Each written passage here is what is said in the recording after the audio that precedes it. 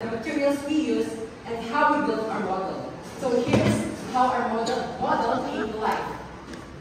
Let's first start with the main feature of our model, the volcano. The surface and the structure of the model is made up from cardboard, which we shaped into a cone. Inside the volcano, we combined and modified two Coca-Cola bottles to determine the height of the volcano and to represent the crater. Around the crater, we place cotton that is sprinkled with fuel ashes to display the thick ash clouds that comes out from the volcano during a volcanic eruption. We also added red painted fairy lights to represent the glowing magma during the volcanic eruption. Then the outer space or the outer layer of the volcano, we use tissue and scratch paper to give off that rocky texture. Next to the volcano, we added a strip of artificial grass and styrofoam to serve as a platform to represent human activities.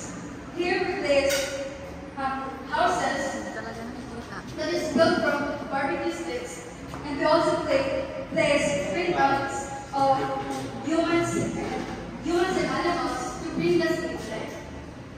For the hydrosphere, the waterfall itself is made from cardboard, from styrofoam, and then we use stick glue to create an illusion of the water outcome of the styrofoam.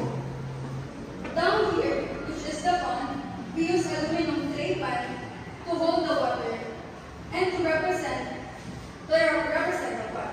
Initially, we thought of using clear gelatin to represent the water, but we didn't like how it turned out, so we settled for the real water instead. And finally, to represent the atmosphere, we display the layers of the atmosphere on an illustration board above the model. This is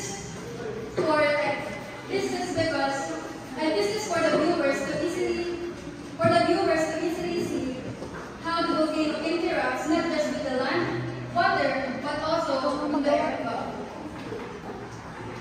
Now that you know how our model came to life, let us move on to explaining the volcanic eruption itself. So a volcanic eruption occurs when molten rock, called magma, builds up in underground chambers and eventually forces its way out to the surface. This can happen because of pressure from gases trapped inside, movements in the Earth's crust, and tectonic activity. When an eruption happens, it can release lava, volcanic ash, and gases like sulfur dioxide that can go to the atmosphere. These materials don't just stay in one place. They spread out and affect the environment in multiple ways. Lava can destroy everything in its path. Ash can contaminate water and soil.